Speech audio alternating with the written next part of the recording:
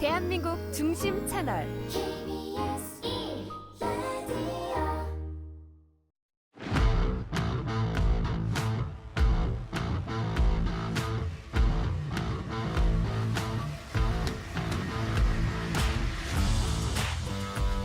한상원의 스포츠.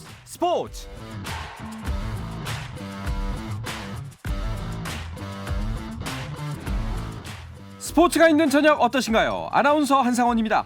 오늘 하루 이슈들을 살펴보는 스포츠 타임라인으로 출발합니다.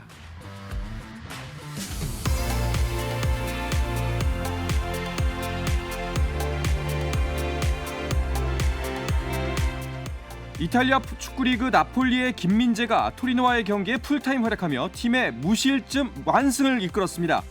김민재의 활약과 리그 득점 선두 오시멘의 멀티골을 앞세운 나폴리는 토리노를 4대 0으로 꺾고 리그 선두 자리를 굳건히 지켰습니다. 한편 스페인 마요르카의 이강인은 레알 베티스와의 경기에 선발 출전해 풀타임을 소화했지만 공격 포인트를 기록하지 못했고 마요르카는 0대 1로 패했습니다. 마요르카는 리그 4경기에서 무승에 그치며 11위에 머물렀습니다.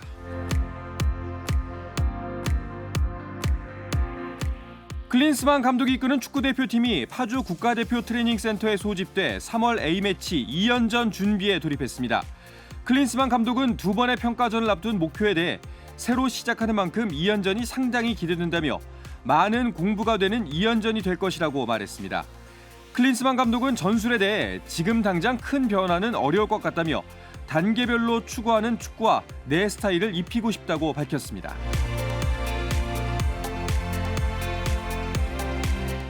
한국 여자 배드민턴의 간판 안세영이 최고 권위의 전형 오픈에서 처음으로 여자 단식 정상에 올랐습니다. 안세영은 결승에서 역대전적 8승 2패로 열세인 중국의 천적 천위페이를 만났는데요. 3세트 접전 끝에 승리하며 금메달을 목에 걸었습니다. 전형 오픈에서 한국 선수의 여자 단식 우승은 1996년 방수연 이후 27년 만이고 전체 종목에서는 2017년 여자 복식 이후 6년 만의 금메달입니다. 한편 한국 선수들끼리 맞붙은 여자 복식에서는 김소영, 공희영조가 백하나 이소희조를 꺾고 정상에 올랐고 혼합 복식에서는 서승재, 최유정조가 세계 1위 중국팀에 져 아쉽게 우승을 놓쳤습니다.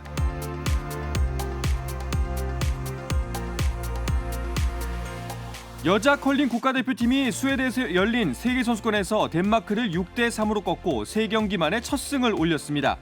1, 2차전에서 노르웨이와 이탈리아에게 연패한 뒤 첫 승을 올린 대표팀은 1승 2패를 기록해 일본, 스코틀랜드, 스웨덴, 튀르키예, 미국과 함께 공동 7위에 자리했습니다. 앞으로 9경기를 남겨둔 대표팀은 오는 23일 한일전을 치릅니다.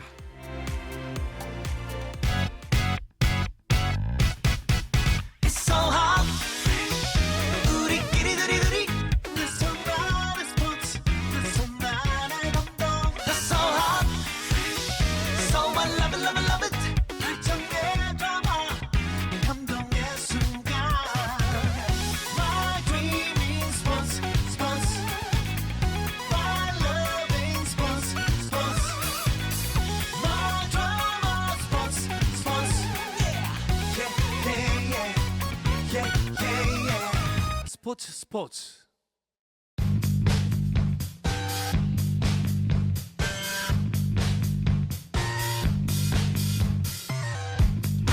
귀에 쏙쏙 박히는 야구 이야기 스트라이크 존 시작하겠습니다. 문화일보의 정세영 기자, 스포츠월드의 이혜진 기자와 함께합니다. 두 분 어서 오십시오. 안녕하세요. 반갑습니다. 두 분 일단 고생 많으셨습니다. 일본 출장 다녀오시느라 참 네. 애쓰셨고 여러모로 마음 고생도 좀 있으셨죠?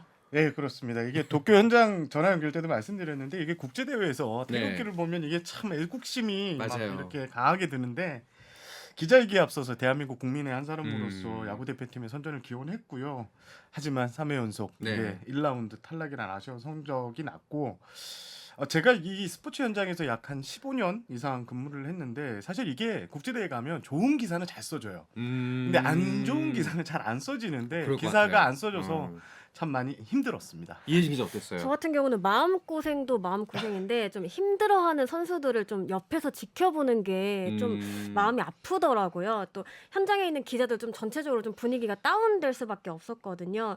좀 결과는 사실 너무 아쉬운데 그래도 좀 열심히 뛴 선수들에게는 그래도 최선을 다했다 이렇게 말해주고 싶습니다. 네.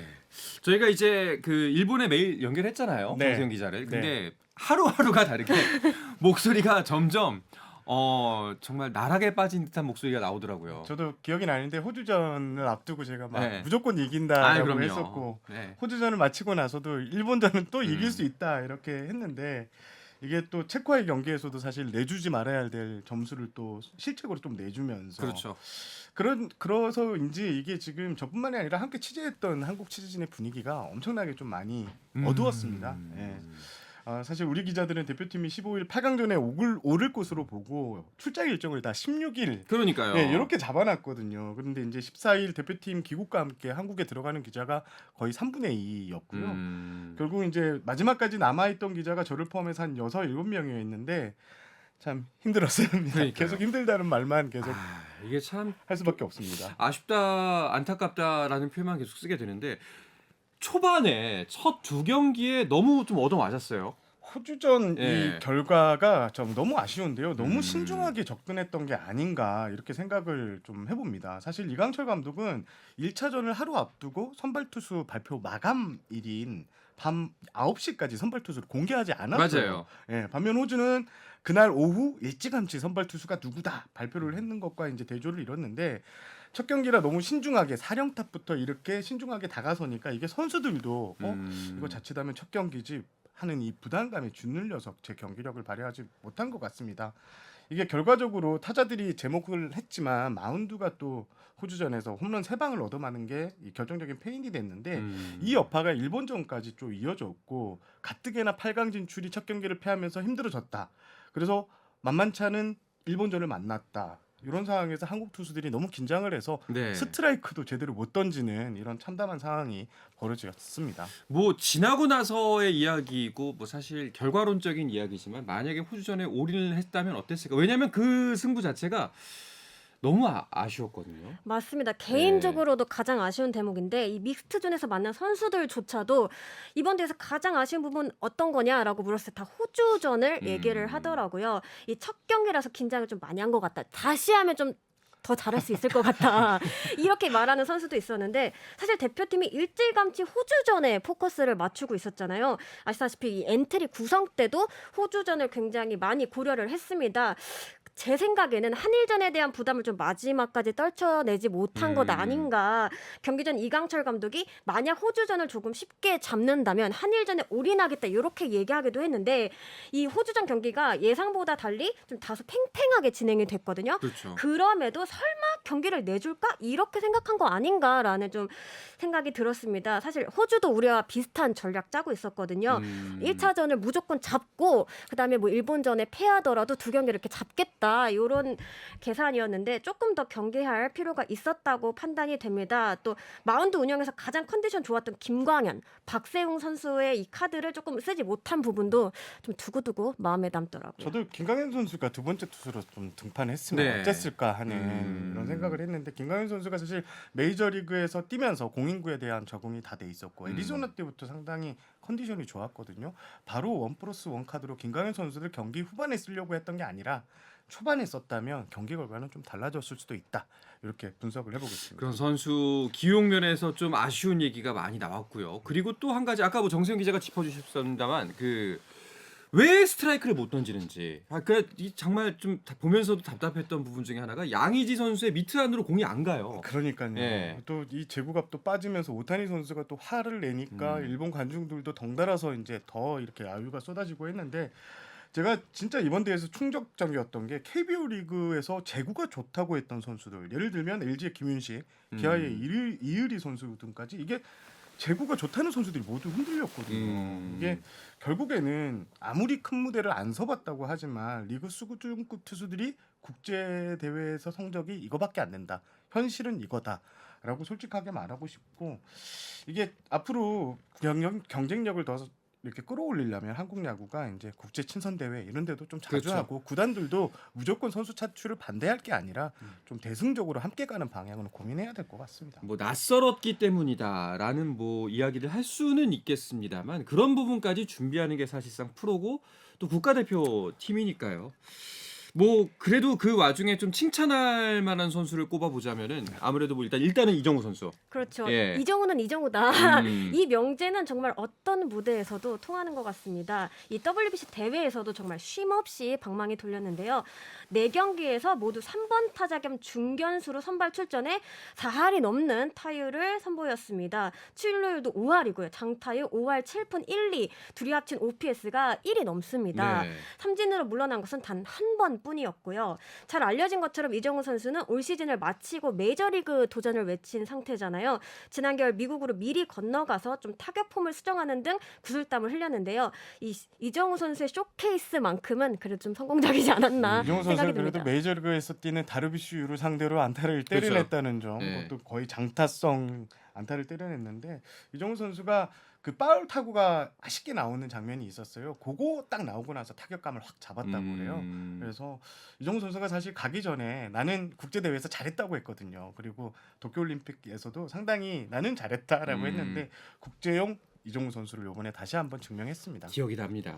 사실 그때만 해도 오늘 경기 되겠는데라고 생각을 했었거든요. 네. 네. 뭐 일단은 총평을 간략하게 두 분께서 내려주시면서 그 지난 경기에 대한 이야기는 이제 좀 매짐을 지을까 합니다. 네. 어떻게 일단 이혜진 기타부터 말씀하시겠어요? 저는 좀 높아진 세계 야구 수준을 좀 바로 볼 수 있는 시간이 아니었나 이렇게 생각이 듭니다. 사실 우리나라가 은연중에 그래도 세계 3번째 정도는 KBO 리그가 되지 않나라고 생각해 왔잖아요. 그렇죠. 뭐 규모나 몸값으로 볼 때 충분히 또 그런 생각을 할 만하고요. 하지만 말씀하신 것처럼 3회 연속 1라운드 탈락이라는 거는 변명의 여지가 없을 것 같고요. 뭐 특히 뭐 일본 투수들의 경우 이제 기자석에 있는 저도 놀랄 만큼 막 투구를 펼쳤어요. 이런 부분과 굉장히 좀 비교되는 부분이 있었던 것은 어쩔 수 없는 사실이었던 것 같습니다. 네. 저는 우물안의 개구리 다시 한번 이번에 확실해졌다라고 하고요. 이번 대표팀 올해 선수단 총 연봉을 보니까 메이저리그 2명을 포함해서 한 300억 가까이 되더라고요. 네, 근데 호주 선수들 올해 총 연봉 합계가 3억 원밖에 되지 않습니다. 총합계가요? 예, 대부분 20만 달러, 30만 달러 이 정도밖에 2만 달러, 3만 달러밖에 안 되는 이런 선수들이었거든요.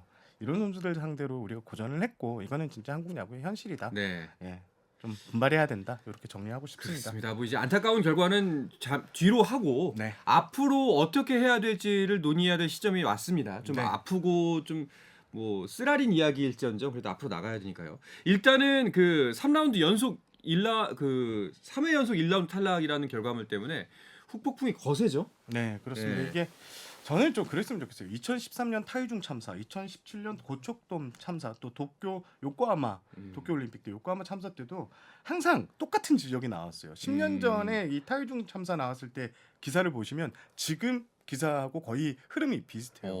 그런데 결과적으로 하나도 바뀐 게 없으니까 똑같은 기사가 계속 나온다고 생각을 하거든요.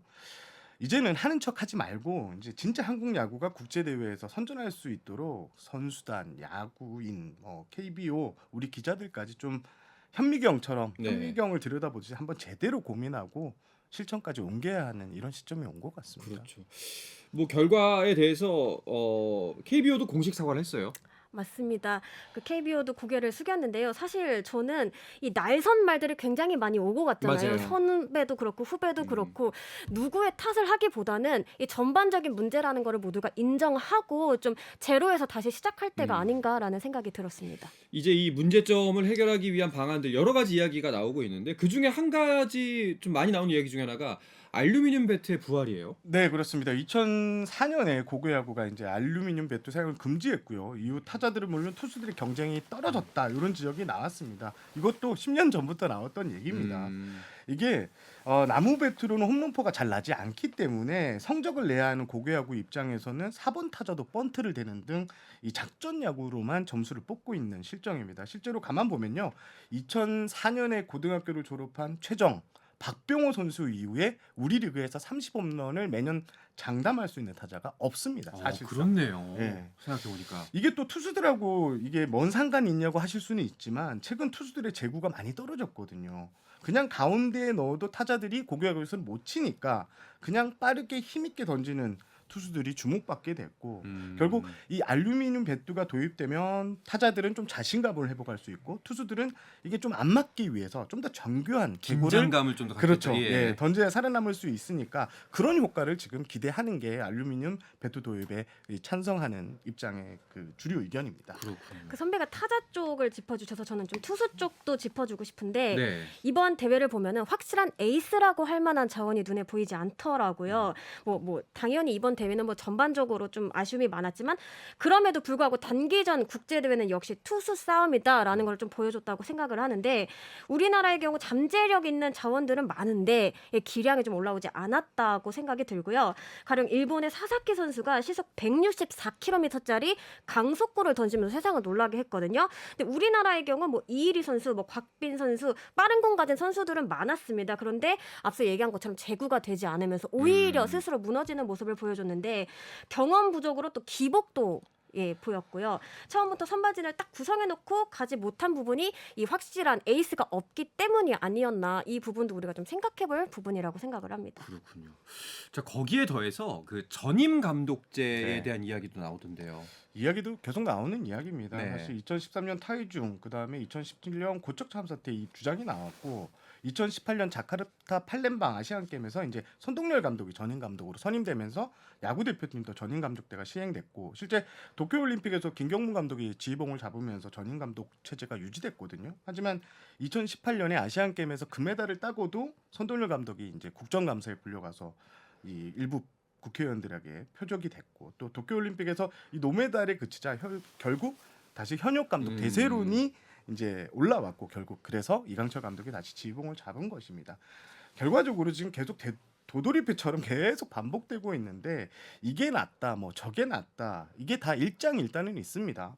개인적으로는 이 전임 감독이 대표팀에만 이 신경을 쓰게 하는 게 가장 나은 방법 같은데요. 이 부분도 지금 KBO가 처음부터 다시 고민을 해보겠다라는 입장을 밝히고 있습니다. 일단은 뭐 전임 감독을 안 쓰는 가장 큰 이유 중에 하나는 효율성이 떨어진다. 왜냐하면 국제대회가 많지 않으니까 라는 거잖아요. 네, 맞습니다. 야구는 좀 축구와는 달리 A매치 자체가 별로 없는데요. 뭐 경우에 따라서는 1년에 한 번 뭐 치를까 말까 할 때도 많았습니다.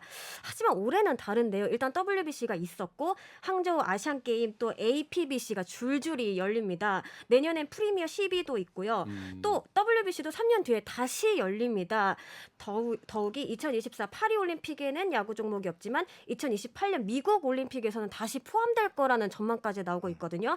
좀 보다 넓은 시각으로 좀 야구 대표팀을 성장시키는 것도 좀 하나의 방법이 될 수 있다고 봅니다. 그렇다면 일단 뭐 두 분께서는 전임 감독제에 대해서는 찬성하시는 편인가요? 네, 전 찬성을 하는데 지금 계속 얘기가 나오는 게 이 전임 감독이 뭐 평가전 이런 게 없으면 지휘봉을 잡지 않는다. 저는 좀 생각을 좀 달리 해보면 저희가 지금 한국 야구가 지금 많이 뒤떨어져 있다고 하잖아요. 그래서 이 감독이 전임 감독을 일본이나 메이저리그에 한두 달 연수를 보내서 거기서 선진 야구를 익히고 가서 뭐 감독이 노느냐 이렇게 질문이 나올 수도 있는데 짧게는 한 달 길게 가면서 감독이 직접 보고 온 이 리포트를 발표회 등으로 공유를 하면 감독도 가서 공부를 할 것이고 그렇죠. 한국 야구의 선진화에 상당히 도움이 될 것 같거든요. 그런 방안도 KBO에 좀 적극적으로 건의하고 싶습니다. 이혜진 기자는요? 저도 비슷한 생각인데 아무래도 지금 소속팀이 있는 감독일 경우에는 이 두 가지 다를 신경 쓰다 보니까 좀 한쪽으로 치우치기 좀 어려운 상황입니다. 이번에 가장 많이 나오는 게 이 대표팀의 이동 거리가 너무 많았다 이 점인데 이게 사실은 이강철 감독이 KT 감독이기 때문에 어쩔 수 없는 일이거든요.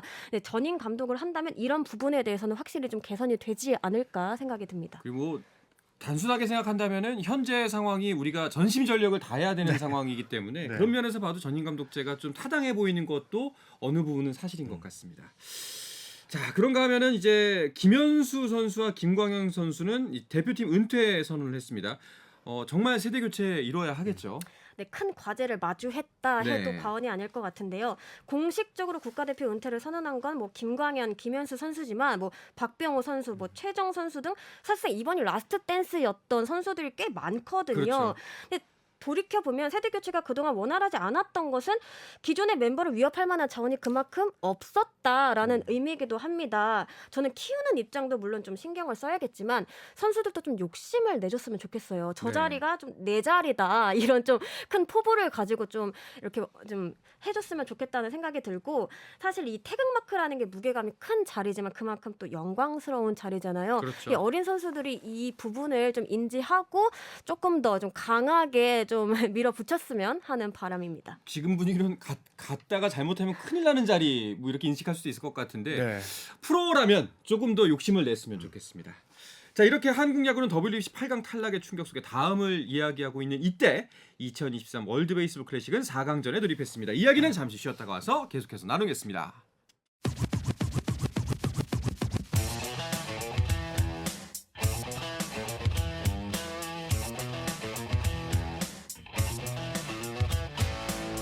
짜릿함이 살아있는 시간. 한상원의 스포츠. 야구계 이슈부터 논란까지 정확하게 짚어드립니다. 귀에 쏙쏙 박히는 야구 이야기 스트라이크존 스포츠월드의 이혜진 기자, 문화일보의 정세영 기자와 함께하고 있습니다. 자, 2023 월드 베이스볼 클래식 4강전까지 왔습니다. 오늘 미국과 쿠바의 4강전 경기가 있었죠. 네, 디펜딩 챔피언이죠. 미국이 정상을 향해 나아가는 중입니다. 한국 시간으로 오늘 미국 플로리다주 마이애미 론디포 파크에서 열린 WBC 4강전에서 쿠바를 상대로 14대2 완승을 거뒀습니다. 일찌감치 초호화 멤버들로 타선을 꾸려서 시선을 모았던 미국인데요. 오늘 제대로 폭발을 했습니다. 홈런 4개를 포함해 장단 14안타를 때려냈거든요.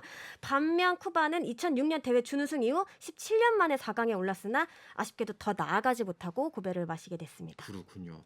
그런데 이 경기에 대해서 또 말이 좀 있는 게 그 미국이 일본을 준결승전에서 안 만나려고 일정을 조정했다, 뭐 아니다, 그게 아니다, 뭐 좀 말들이 많은데 이게 어떻게 된 건가요? 이게 뭐 8강전을 앞두고 이제 미국이 애초 그 대진표를 발표할 때 단소장을 달았습니다. 미국 베네수엘라 8강전을 게임 4가 아닌 게임 3로 게임 4로 배정을 했는데 이게 갑자기 게임 3로 배정을 해서 일본과는 4강전에 맞붙지 않은 이런 구성이 또 나왔습니다. 이게 사실 피파 월드컵 같은 다른 종목에서는 이게 뭐 상상도 할 수 없는 그러니까요. 일인데 미국과 일본 야구의 인기가 압도적이고 주최국이라 이 대진을 마음대로 주무를 수 있었고요. 결국 관중 동원 능력이 뛰어난 미국과 일본이 4강에서 맞붙는 것 피하기 위해서 결승에 붙이자 이렇게 됐고 이 근본적인 원인은 이 조추첨 자체가 메이저리그 사무국에서 자기네들이 하는 겁니다. 그래서 자기네들 입맛대로 조정이 가능하다는 점에서 이번 대회는 좀 약간 이야기가 나올 것 같습니다. 뭐 사람들이 뭐 흔히 표현하는 말로 어른의 사정이라는 건데, 근데 이제 분명히 알았으면 좋겠습니다. 이런 것들이 자주 일어나면 일어날수록 결국에 이제 스포츠에 가장 사람들이 매료되는 부분 중에 하나가 순수성이거든요. 맞습니다. 승부고. 예. 그래서 이런 것들은 좀 비판을 받아야 마땅하다고 생각이 들고요. 자, 그리고 나머지 4강 대진은 일본과 멕시코의 대결입니다. 멕시코도 만만치 않던데요. 아, 그렇습니다. 예. 흥미로운 대결이 될 것 같은데요. 일단 일본은 강속구 투수죠. 아까 살짝 언급하기도 했던 사사키 로키 선수를 선발로 예고를 했습니다. 지난해 4월 10일 오릭스 버팔로스전에서 최연소 퍼펙트 게임을 달성했던 투수인데요. 이번 WBC에서도 체코와의 조별리그에서 3.2이닝 1실점 비자체 경기를 펼쳤습니다. 이에 대응하는 멕시코는 패트릭 산도발 선수를 선발 마운드에 올릴 예정인데요. 일본의 오타니 선수와는 에인절스 팀 동료입니다. 둘이 또 어떤 승부를 보여줄지 기대가 됩니다. 제가 일본에 있으면서 이 일본 방송을 계속 보는데 오타니 누빠 선수 외에 가장 그 일본 언론에서 주목했던 선수가 바로 사사키 선수입니다. 계속 이 방송에 160km를 던지는 최고의 신예 뭐 네. 이런 표현이 계속 붙던데 과연 이 투수가 어린데요. 이 주눅들지 않고 멕시코전에서도 호투할 점 지켜보는 것도 재미난 관전 포인트가 될 것 같습니다. 네. 자, 이제 WBC도 몇 경기 안 나왔습니다. 그런데 정말 명승부도 많았고요. 인기 이번에 관중 동원도 괜찮았죠. 네, 일단은 이번 대회 같은 경우는 메이저리그 스타들이 대거 참여해 눈길을 끌었는데요. 이 굵직한 스타들이잖아요. 몸을 사리지 않는 플레이로 시선을 모았습니다.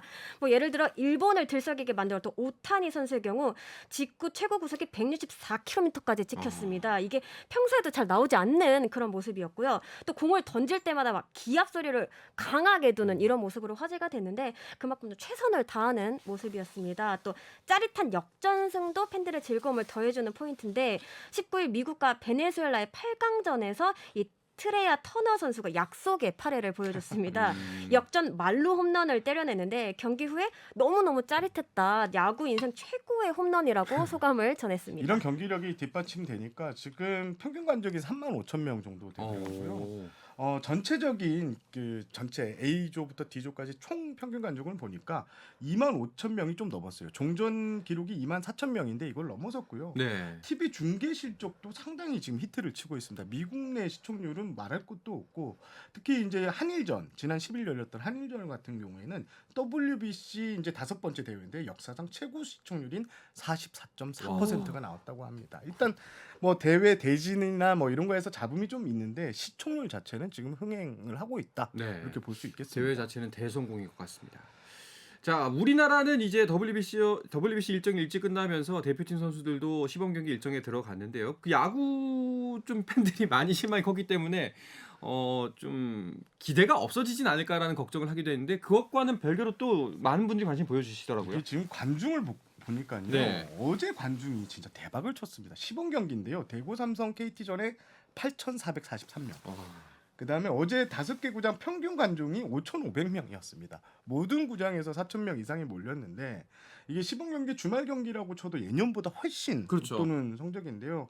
사실 말씀해주신 대로 WBC 참패들로 등으로 올해 흥행에 상당히 빨간불에 켜졌다 이런 얘기가 있었는데 겨우내 목말랐던 야구 팬들의 이 야구 갈증이 WBC 성적보다 더 컸던 것 같습니다. 이 부분을 좀 더 깊이 받아들였으면 좋겠습니다. 자, 그러면 시범 경기 뭐 일단 순위도 한번 짚어볼까요? 네, 오늘 경기까지 포함해서 네. LG, 삼성, 하나가 5승 2패로 나란히 순위표 가장 위에 있습니다. 기아 역시 4승 1무 2패로 좋은 흐름 이어가고 있고요. 나머지 6개 팀이 5할 이하입니다. 키움과 KT, NC가 나란히 3승 4패로 공동 5위에 머물고 있고요. SSG 두산은 2승 1무 4패로 공동 8위입니다. 최하위는 롯데인데요. 네. 1승 1무 5패를 기록 중입니다. 일단은 가장 눈에 띄는 거는 삼성과 한화의 선전 그리고 롯데 부진입니다. 저는 예. 올해 하나 이거 잘할 것 같습니다. 이 팀 그래요? 잘할 것 같습니다. 일단 중심 타선에서 외국인 타자 오그레디 그리고 최은성 선수가 올겨울에 왔잖아요. 이 두 선수가 가세하면서 중심 타선의 무게감이 확실하게 업그레이드 된 점 하나가 점수를 뽑고 있다는데 점수를 많이 주고요. 지난해 이제 외국인 투수 같은 경우도 2명이 모두 좋은 모습이고 올해 이제 젊은 하나의 마운드 있잖아요. 이 문동주 선수 그리고 김서현 선수가 팀 전략에 상당히 보탬이 되고 있다는 점에서 올해 하나 5강 갈 것 같습니다. 그래요? 제가 한 가지 더 덧붙이고 네. 싶은데 오키나와에서 이 하나 팀을 취재를 했는데 이 최은성 선수의 효과가 단순히 경기력에서만 드러나는 게 아니더라고요. 이 베테랑으로서 중심을 정말 확 잡아줘서 그 선수가 이제 최은 선수가 강조한 게 할 땐 제대로. 네, 우리가 장난스럽게 놀더라도 할 땐 제대로. 그리고 야구 외적으로 인간성이나 태도, 자세 등에 대해서도 굉장히 강조를 많이 했다고 하더라고요. 이 노시환 선수가 굉장히 많은 또 자극을 받았다고 하는데 그래서인지 팀이 되게 좀 긴장감 빡 넘치는 그런 플레이를 보여주고 있다고 생각을 합니다. 알겠습니다. 자, 이제 시범 경기 끝으로 4월부터는 또 프로야구가 개막을 할 텐데요. 그때부터 또 할 얘기가 점점 더 많아질 것 같습니다. 자, 이야기를 끝으로 이번 주 스트라이크 존은 마치도록 하겠습니다. 문화일보의 정세영 기자, 스포츠월드 이혜진 기자와 함께했습니다. 두 분 고맙습니다. 감사합니다. 내일도 저녁 8시 30분입니다. 한상원의 스포츠.